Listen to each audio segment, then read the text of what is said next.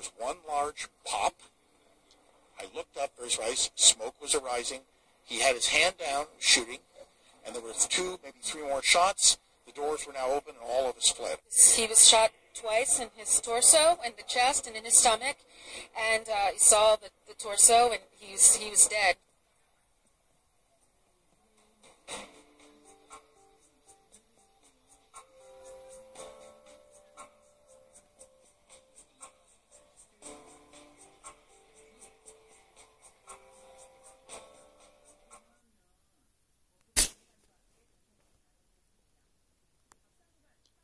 After spending 18 years in prison for a crime he didn't commit, Stephen Avery was a free man in 2003.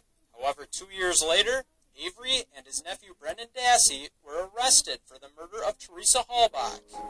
10 years later, that case is being retold and exposed to a much wider audience in Netflix's Making a Murderer. When we started this project, we cast a very wide net. People had very different responses to the invitation to participate. Members of Avery's defense team were among willing participants. Throughout the series, the defense suggests the Manitowoc County Sheriff's Department planted evidence to frame Avery for murder.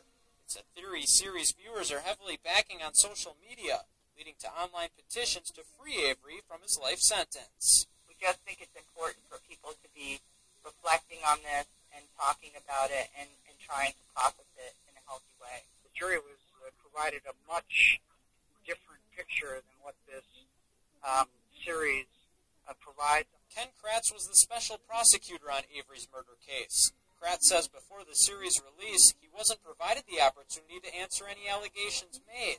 Kratz says that's led to him receiving dozens of threatening and insulting messages. Suggestions that, I shouldn't even be walking around was offered the good cheer that they hope I develop stomach cancer for Christmas, and really lots of really troubling pieces of correspondence.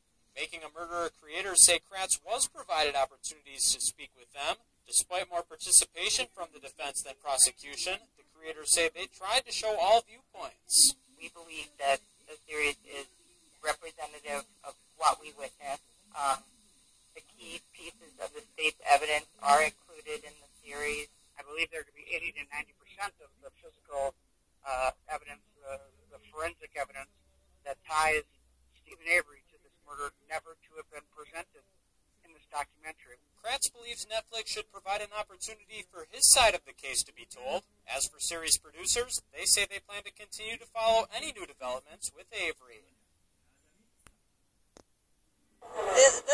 There's a lot of anger, and this is what this is. This is a lot of anger, and what these assaults have done is they've fed into the fears of people, and it's given them an excuse, an opportunity to come out onto the streets like this and vent their frustrations, their fears, and their angers, using beer bottles that are being thrown, using fireworks, using slogans and big signs that say, refugees not welcome. One of them said, refugees not welcome.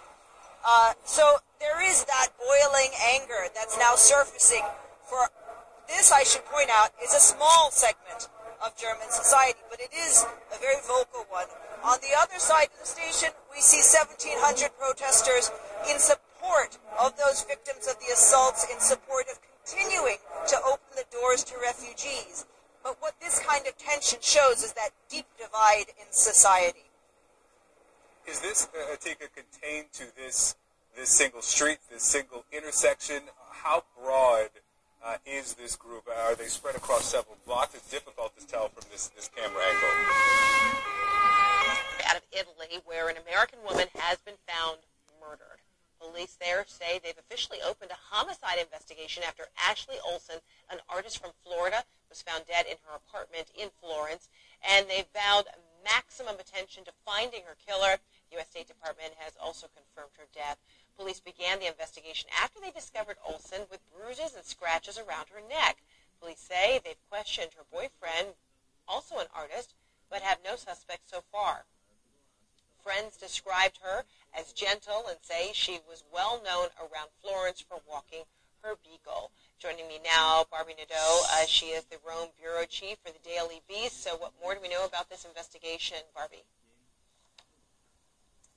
Well, it is really a tragic story. This is a woman who moved to Italy 2 years ago to start her life over, as she said on her Facebook page. Apparently, after her marriage in Florida fell apart, she came to Italy where her father was living and teaching at a university, an art university there, to start her life over. And she, for all we can tell from her social networking sites and from the friends that we've talked to, had a very happy life there. She had a good group of supportive friends. She was well known in the art community.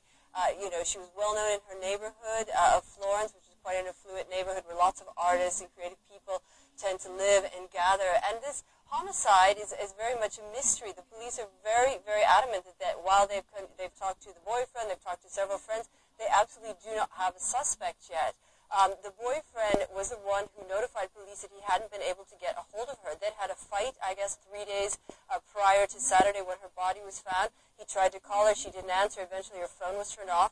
And eventually, he was able to get the key to the apartment that she was renting by herself from the landlord who let him in along with her, and they found the body. She was without clothes, but the police initially said they didn't see any sign of sexual violence, so she had scratches and bruises around her neck. But right now, it really is just looking at all the information that's available, talking to anyone who might know anything to just retrace the last 24, 48 hours of her life.